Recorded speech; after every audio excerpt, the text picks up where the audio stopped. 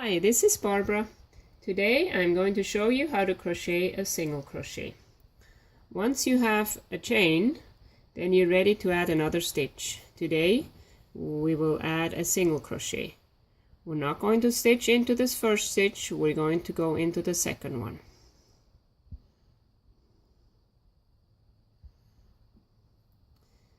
You go in from the front in the upper part of this V-stitch, one of the chains, yarn over, pull it through, push it back up, straighten it up underneath, yarn over, and pull it through both of them. And voila, here is your first single crochet. Let's do this again. We already went into this stitch right here. We're gonna go into the next one.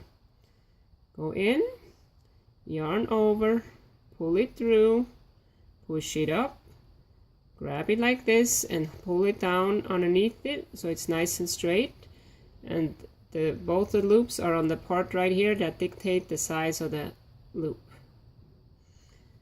And then you get the yarn over and you pull it through, and there's two of them. Next, go in, yarn over, push it up, straighten it out, yarn over, and pull it through both of them. Now we have 1, 2, 3 single crochets, and we'll just keep making single crochets like this.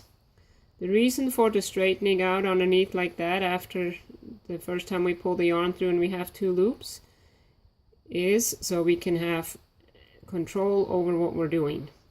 So you get to have control over something.